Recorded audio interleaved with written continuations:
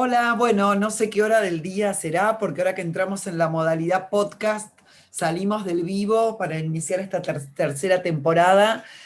Bueno, nos pueden estar escuchando en cualquier momento, que está buenísimo. Eh, Tenía ganas de invitar a Betina González, que soy nuestra genial invitada, aunque justamente no tiene la obligación de ser genial, pero si quiere puede con este primer libro que sacaste, Betina, La obligación de ser genial. Y bueno, y lo que pasó increíble fue que acá dije, tiene que venir Betina, y entre todo el tiempo que fue tardando, ya sacaste otro libro, Betina, que me acaba de Eh, llegar.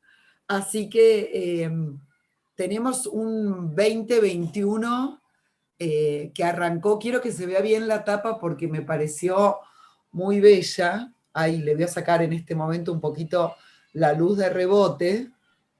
Eh, bueno, eh, espectacular. ¿Quién es sí, dice, Olimpia?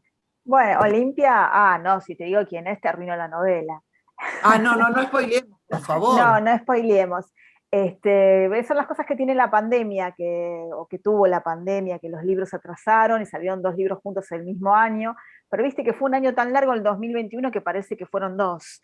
Ay, Entonces, La este obligación de ser genial siglo. salió en marzo y Olimpia salió ahora en septiembre y fue muy diferente la prensa y fueron muy diferentes las lecturas y el circuito de circulación que tuvieron, porque bueno, uno es un libro de ensayos y el otro es una novela. Entonces, bueno, nada, estoy muy contenta, a los dos libros les fue muy bien, así Bueno, que Betina, te cuento que en esta temporada tenemos como una doble sección. Antes era libro marcado, íbamos como de principio a fin con ese libro. Para este momento de temporada ya medio de verano, vamos a hacerlo un poco más lúdico y vamos a después jugar con otros libros.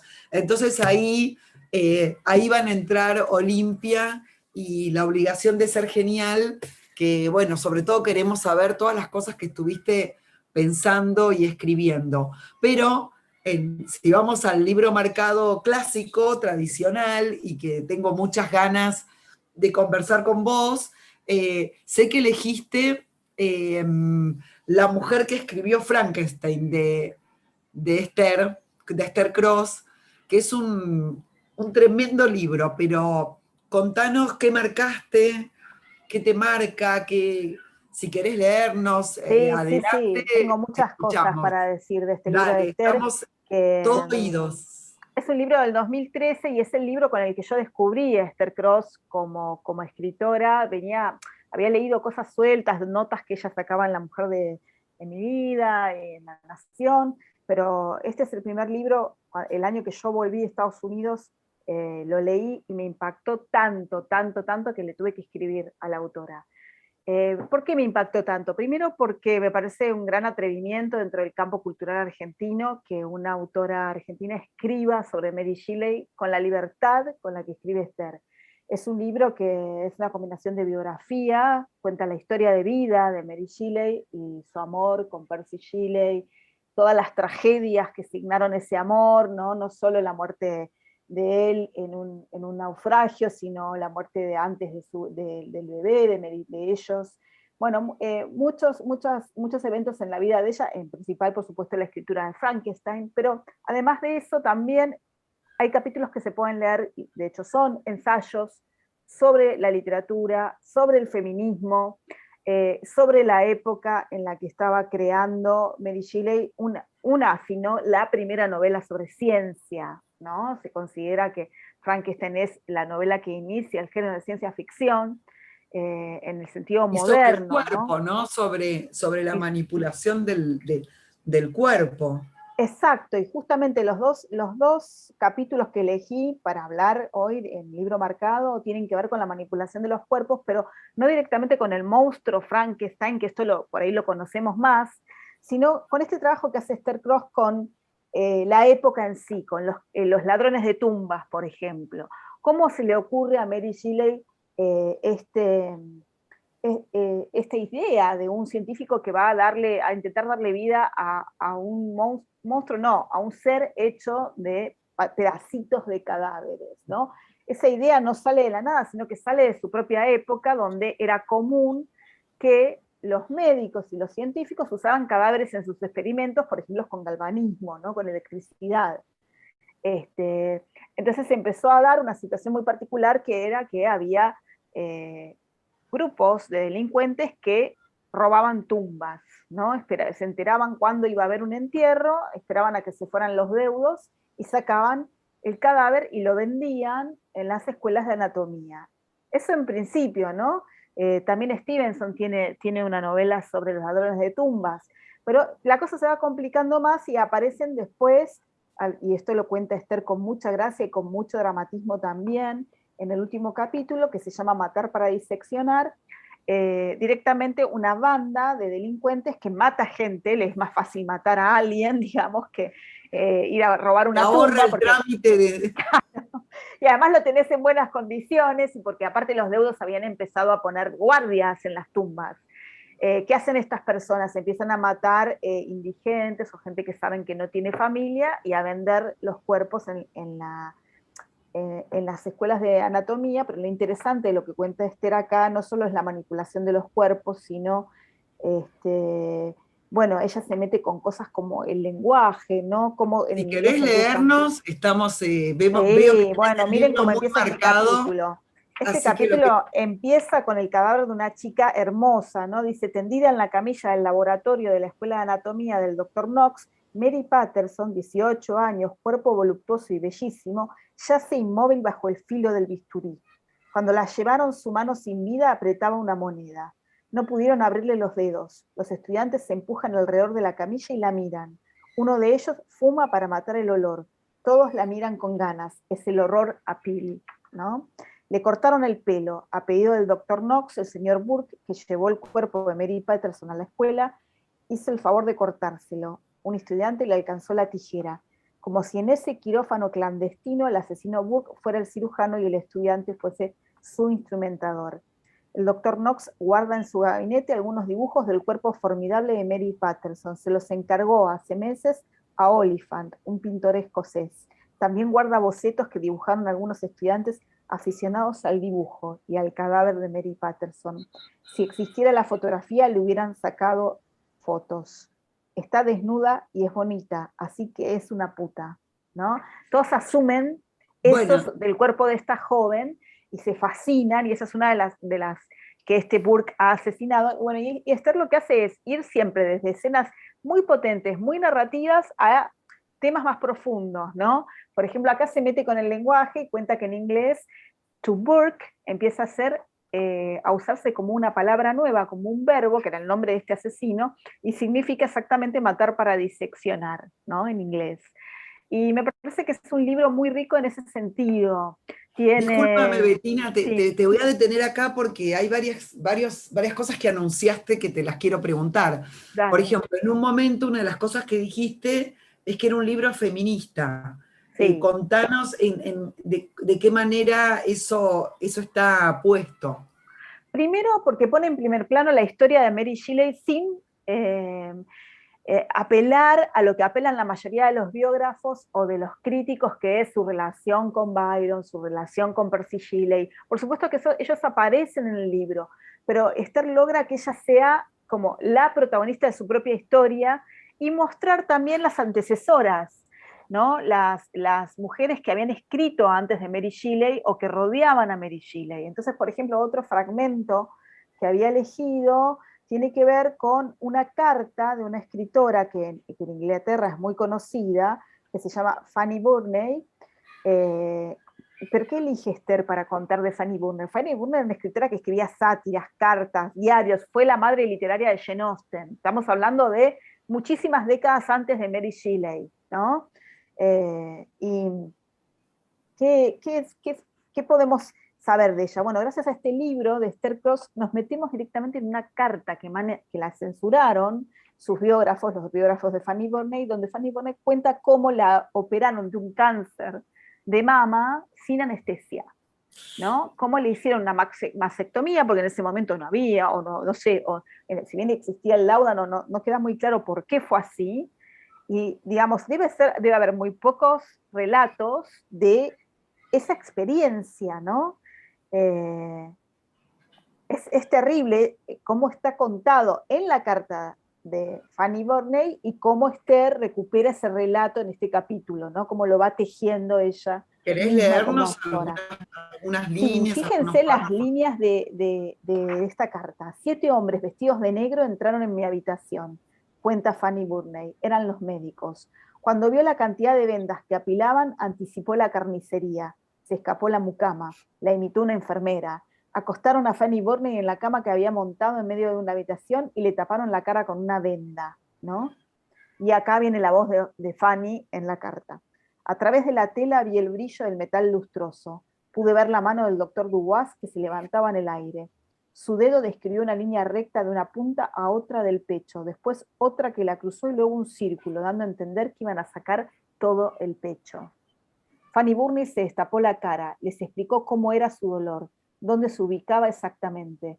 Hablar le hizo bien, pero cuando volvió a mirar a través del velo, la mano del cirujano dibujó el mismo plan. Hundieron el metal en mi pecho, cortaron venas, arterias, carnes, nervios. No tuvieron que decirme que gritara, solté un grito que duró todo el corte. La carne se resistía con tanta fuerza que el cirujano tuvo que cambiar de mano para abrirla y pensé que me moría. Sentí que el cuchillo tocaba el esternón y que lo raspaba. ¿Sí? Le sacan el tumor y dice, pues sigue contando Esther Cross, gracias a la mastectomía que le practicó el doctor Larry, la escritora murió a los 87 años de edad. Fue la madre literaria de Jane Austen y Thackeray, ¿no? La primera edición de sus cartas omite la publicación de esta crónica. Como el placer, el dolor físico resultaba obsceno para los biógrafos de Fanny Burney. Un cuerpo clínico y sentido era de mal gusto. Placer y dolor quedaban mal y a veces se tocaban. Pero Fanny Burney se había anticipado a sus sensores y la carta tenía vida propia. Y el capítulo cierra con este párrafo genial. Mary Shelley, Fanny Burney, 2 escritoras que sacaron a los cuerpos de la clase de anatomía y el quirófano, del secreto profesional y la censura, del grito y del silencio para darles voz. Los hicieron hablar, los revivieron. Decime si esto no es feminismo a full, ¿no? Juntar no solo una genealogía de escritoras, mostrar de dónde viene Mary Shelley, no pensar tampoco que es un caso aislado de una escritora brillante, sino que hay toda una genealogía de mujeres que la precede, pero también hablar de esto, de cómo el cuerpo femenino es manipulado, cómo el placer y el dolor en torno a ese cuerpo molestaba, a los órdenes siguen molestando, ¿no? En nuestra contemporaneidad, sigue siendo un tema que siempre estamos debatiendo, y esos son los temas que va hilando Esther en este libro, que para mí se puede leer también como un ensayo feminista, ¿sí? Sí, es increíble cómo Esther hace una especie de compactación, si existe la palabra, compacta los tiempos, ¿no? Porque Sí, está recuperando esa genealogía, atravesando la época de Frankenstein, pero mostrando cómo eso tiene que ver con una idea del cuerpo. Y si bien el monstruo es un hombre, se genera en la masculinidad, cómo toda la exposición de los cadáveres y todas las clases de medicina van en torno a la mujer, ¿no? Así como todos los asesinos seriales, pensando también en toda esa tradición inglesa, ¿no? Desde Jack el total, y después Destripador, llega Jack the siempre las Ripper, mujeres, la sí, rubia de rulos y de bucles, hermosa, joven, es como la presa, ¿no?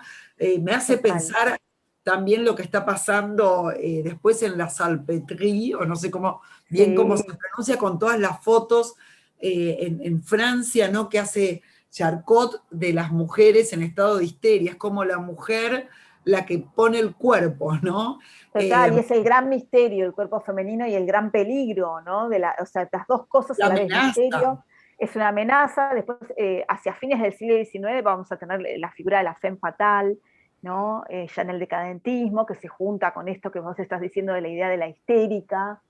Es fascinante cómo la literatura fue creando estos lugares del cuerpo femenino que hay que deconstruir, ¿no? Son lugares literarios interesantísimos, pero que también tienen un correlato con lo social y con el patriarcado, ¿no? Por supuesto.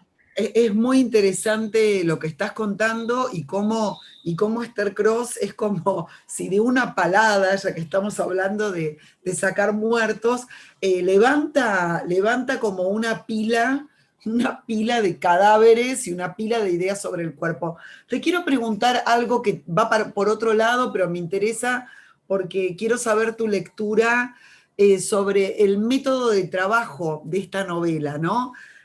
Porque al llamarse La mujer que escribió Frankenstein, eh, me imagino, no la leí, sí vi una exposición hermosa que después vamos a postear un libro increíble que se hizo en Biblioteca Nacional, pero quería preguntarte, entonces ahí sé bastante de las bambalinas del trabajo, quisiera preguntarte en tu lectura, ¿cómo ubicás lo documental, lo biográfico, la ficción en este libro?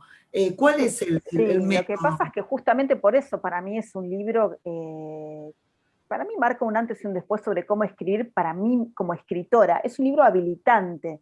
¿Por qué? Porque es un libro donde lo que dije, la palabra que usé antes fue libertad. Me parece que Esther se fascinó con Mary Shelley y con la época y tuvo la brillantez de escribir sobre eso con absoluta libertad.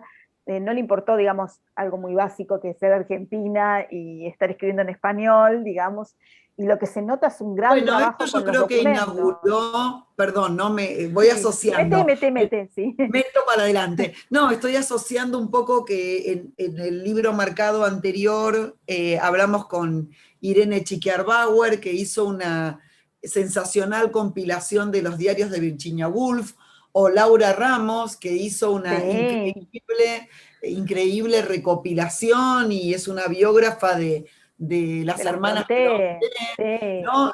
Creo que inauguró, o que continuó, seguramente hay una genealogía, pero de un modo tan completo, ¿no? Tan el Sí, libro, tan exhaustivo en cuanto a la claro, porque documentación, tenemos el ¿no? antecedente de Victorio Campo y todo su relevamiento, pero quizás más a modos de artículos, ¿no? Eh, Sí, yo pero creo que esta Esther abre la puerta dedicación para muy estas plana. escritoras, como bien decís, y que también es una escritora que viene de una generación, como acabas de mencionar a Victorio Campo, pero también Borges y Bioy son antecedentes en esto porque eran escritores que hacían este tipo de trabajo de otra manera. Lo que hacían era leer mucha literatura inglesa y armar antologías, por ejemplo, ¿no?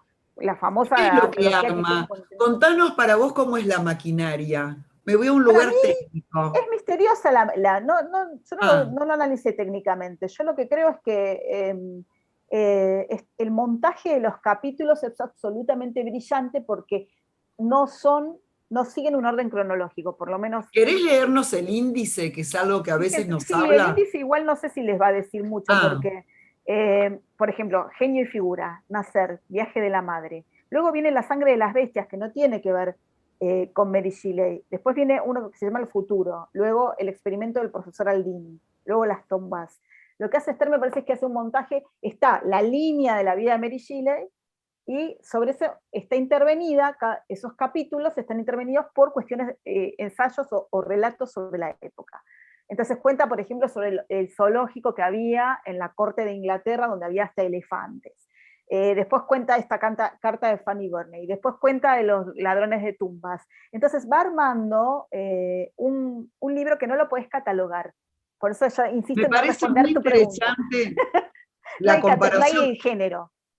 Qué lindo. Me parece muy interesante y que también tiene que ver con la escritura de las mujeres. Como vos decís, esto que Bioy y Borges tienen su modo de catalogar, que es como un modo, digamos, clásico, canónico, con todas sus virtudes Sí, y defectos.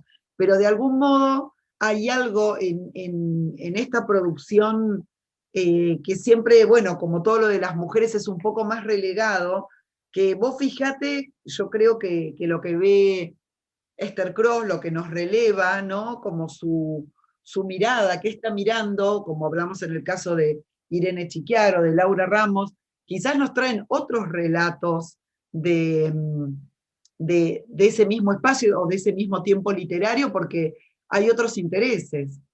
Claro, totalmente. Y en este caso, digamos, si bien Mary Shelley es una escritora canónica y Frankenstein es un clásico, yo no había leído y no creo que exista un libro de estas características que vaya a esa arqueología del alrededor de Mary Shelley y de estas otras mujeres que aparecen y de otros, de estos pequeños relatos escondidos como en el dobladillo de la época, digamos.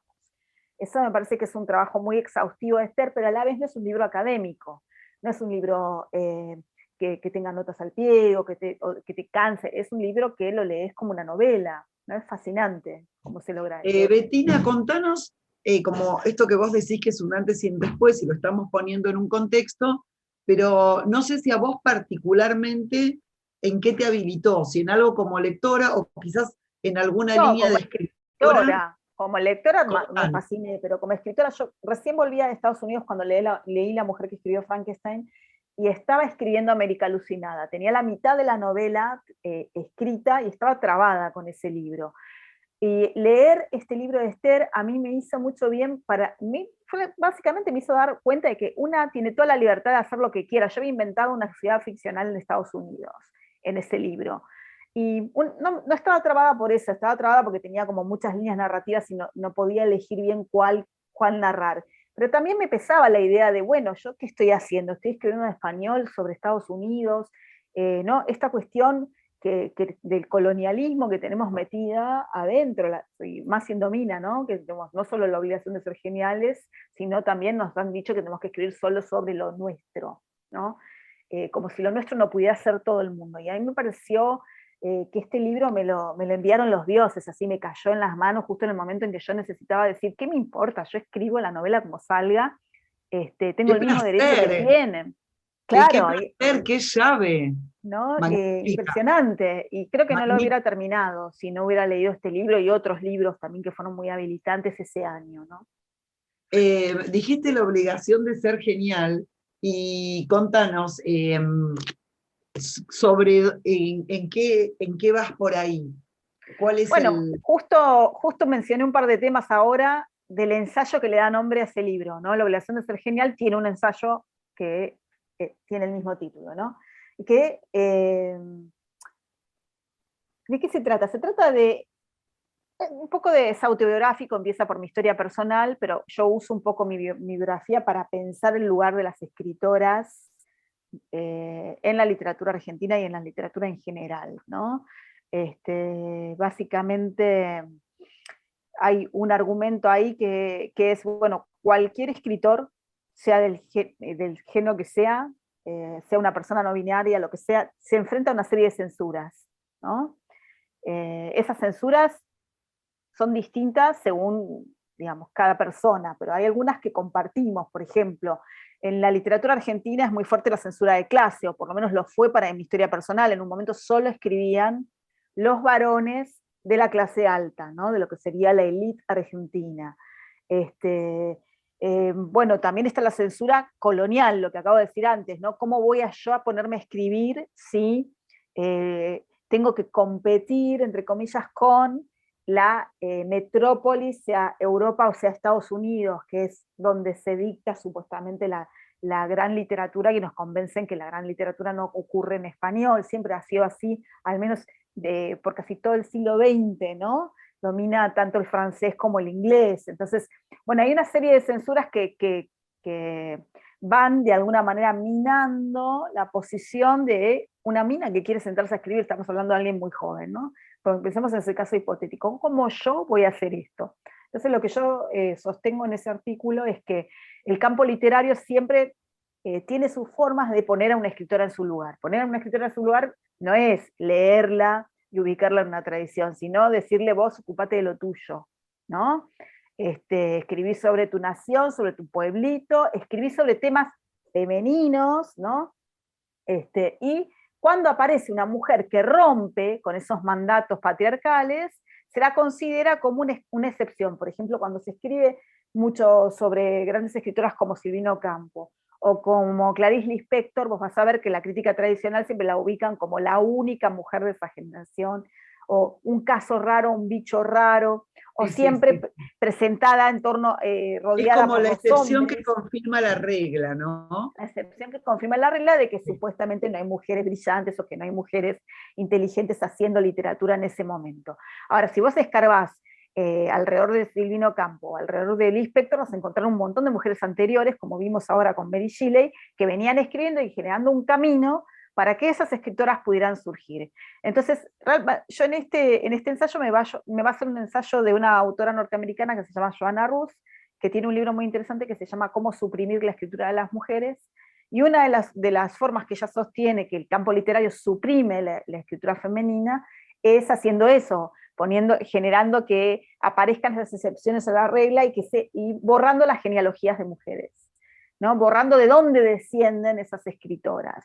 Entonces, bueno, el ensayo tiene varias partes, se llama La obligación Tenemos de ser en este genial, punto recomendaciones, Betina, para, de ahora que escritoras tenemos la para leer. sección de novedades y recomendaciones Tengo, para... yo me hice mi pilita de recomendaciones, Vamos ahí que nos quedan pocos que minutos. nos quedan pocos minutos. Justamente en La obligación de ser genial yo menciono, además de Esther Cross, que ya estamos charlando, a otra genia absoluta, María Negroni, El corazón del daño. Seguramente oirás hacer algún programa sobre este libro que Por salió hace muy supuesto. poquito y es otra genialidad que no podés catalogar, porque es una especie de biografía, ensayo, gran poema, en el que María cuenta la relación de su madre con su madre y logra hacer algo que yo creía que era imposible, que era contar eso sin hablar mucho de sí misma. O sea, es lo contrario a una literatura del yo, lo contrario a un libro catártico, es un libro que te emociona, que te conmueve, y a la vez te hace pensar mucho en la relación madre-hija desde un lugar muy profundo, eh, y solamente María Negroni puede escribir este libro. También está Bueno, lleno de marcas, así que bueno, lo ese libro recomiendo sí, mucho. sí, sí, lo vamos a atacar, lo vamos a abordar. Ataquémoslo. Un libro anterior de una escritora que me gusta mucho, Mariana Dimopoulos, Quemar el cielo, muy, muy fuerte también, se mete con el tema de la guerrilla y la dictadura, a partir de una mujer que busca a su prima, o sea, busca saber qué le pasó a su prima, pero bueno, a mí me gusta mucho el modo de narrar de Mariana Dimopoulos porque eh, sus historias son potentes, pero a la vez hay mucha filosofía, un gran trabajo con el lenguaje, con la prosa, ¿no? Es un libro alucinante. Y último, un libro de Beatriz Viñoli que me acaba de llegar, ya lo empecé, él lo acaba de sacar, yo no sabía que Beatriz tenía un libro de cuentos, se trata de un libro de cuentos sobre animales, pero en realidad es un libro rarísimo, como todos los libros de Beatriz, se llama Mi gato interior, y para el primer cuento que ya leí ella es una especie de nutria que va al kiosco y también a la roticería. Entonces es un libro que impacta porque, bueno, tiene la impronta de Beatriz, pero a la vez también tiene algo que me gusta mucho y que es trabajar con la emoción de la ternura, que es una emoción que parece que la literatura contemporánea medio dejó de lado, y es una emoción muy compleja, ¿no? Betina, es hermoso todo el recorrido de la genealogía, desde lo que toma Esther Cross hasta lo que tomamos nosotras, hermosísimo. Yo voy a aprovechar para agradecer y voy a hacer un picadito medio salteado sin tanto orden, pero sí quería recomendarles el libro de Leticia Obeid, que ella es una artista visual bajo sus pies y todo lo que va produciendo me gusta ya ese borrar de límites de dónde podemos encontrarla. Un libro más viejo, pero que me encanta y que encontré hace poco y estoy releyendo, es El tesoro de la lengua, de Ariel Schettini, que es una historia latinoamericana del yo y va atravesando, bueno, justo esta genealogía, ¿no? De las escritoras latinoamericanas en un recorrido que bueno, que ahí sí entramos en sincro. Recibí este libro, Señor y Señora Baby, de Leteo, y seguramente va a ser extraordinario, porque es de Mark Strand, pero también hay editoriales que están generando hermosos libros. Este editorial Leteo es de Christian Kupchik, que bueno, ahí estamos para contar las novedades. la rebeldía se volvió de derecha, me parece que es ¿viste esos títulos que ya casi nos cubren una cantidad nos cubren media cancha o casi toda la cancha?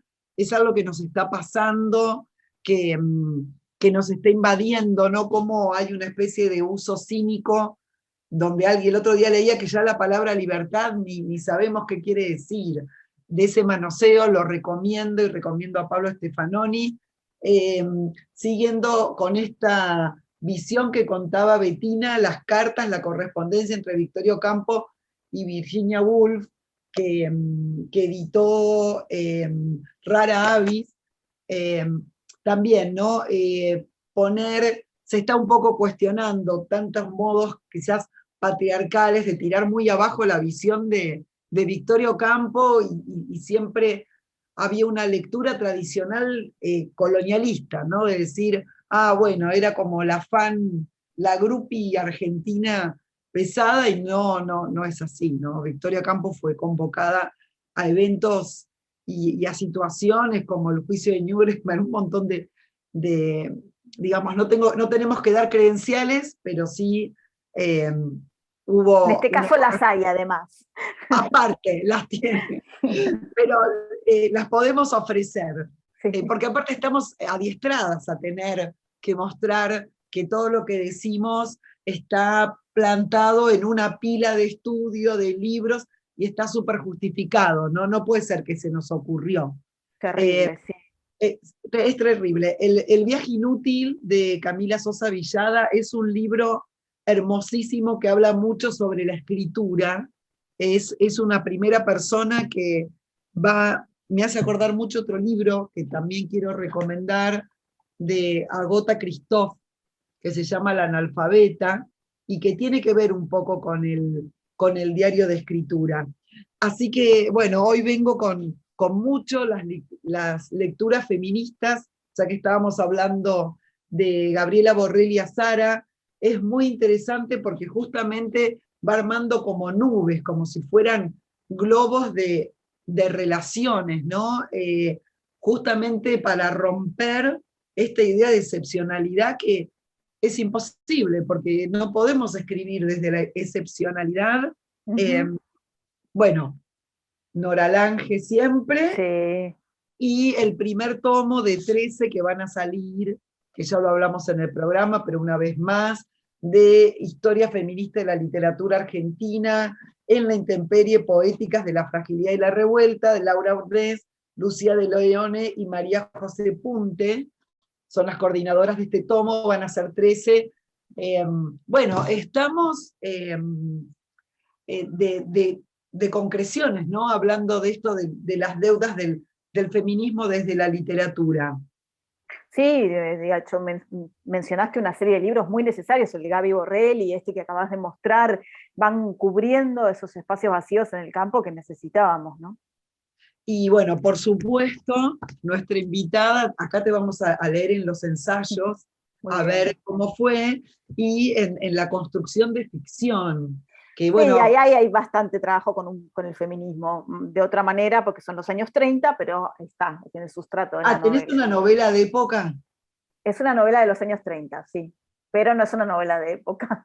Digamos, pasa en los años 30, pero hice todo lo posible para que no fuera una novela histórica. Es lúdica, es una novela lúdica. ¿Te basaste en algún documento? Me basé en un experimento que hizo un científico en los años 30, con animales.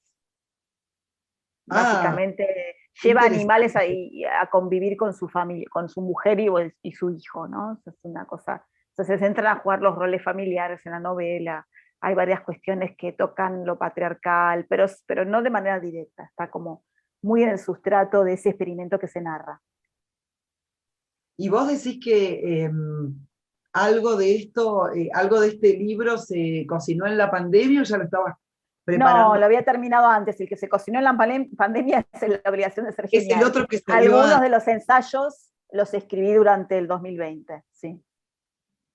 Bettina, estás, y lo decís en el prólogo de tu libro, hay algo que se puso bastante fuerte, que es tu trabajo de taller. Sí, desde que volví de Estados Unidos fui dando talleres en diversas instituciones.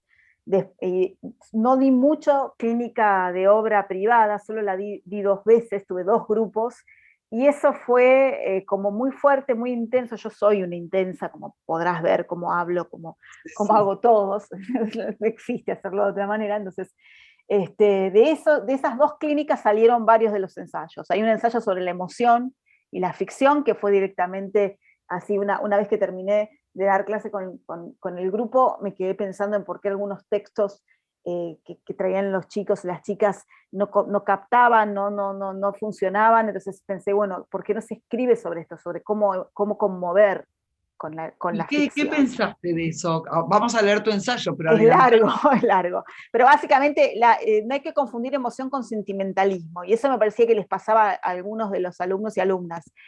Tenían miedo de ser sentimentales o de ser catárticos, entonces se retrotraían a una escritura muy neutra, sin riesgo. Y eso me parece que fue una moda que se instituyó mucho en Latinoamérica, sobre todo en Argentina en los 90, a modo de imitación de Carver, de ciertos escritores del realismo sucio norteamericano, o una mala comprensión de eso, y estos alumnos o alumnas eran como víctimas de esas recetas. Pero eso a mí me sirvió para Absolutamente. pensar en la emoción y en cómo sí lo puedes lograr, cómo puedes hacer un texto que no es sentimental, sino que conmueva. Y bueno, hay que leer el ensayo. Vos Bueno, sabés que lo estoy relacionando con un libro que también aprovecho para recomendar, de Vivian Gornick, que se llama Escribir relato personal. Es así como, uy, me voló interesante, la ese no lo lámpara. conozco, no lo leí. Sí, Ahora quedé oh, como medio fantasmal. Pero vos sabés que en ese libro me encanta porque se hace la misma pregunta que vos. En realidad se la hace en sistema inverso, cuenta que va un día como al entierro o el momento al velatorio de una profesora. Entonces dice, ¿por qué? Se pregunta, deconstruye por qué este discurso emociona y por qué esto no emociona. No me ah, acuerdo por lo voy a buscar, me sí, interesa no me muchísimo. acuerdo porque lo leí hace bastante y por ahí viste que uno transforma y adapta todo a su Sí, gusto. se Entonces por ahí, apropia, obvio. claro, me lo apropié, viste. Como yo me lo apropié, yo creo que había algo como muy real, donde ella era una especie de asistente o de ayudante. Entonces había como un relato muy del día a día, muy realista, y se sentía mucho la ausencia y el vínculo, ¿no? Como que el lazo estaba expuesto. Betina, sigamos Interesante. charlando, por favor, porque es un Dale, cuando placer. quieras. Gracias por venir a Libro Marcado y por brindarnos tanta lectura y tanto pensamiento. Gracias a vos, Cecilia, por invitarme. Un abrazo enorme y bueno, nos seguimos Ganas de hablando. verte. Hasta pronto. Chao, hasta pronto. Chao.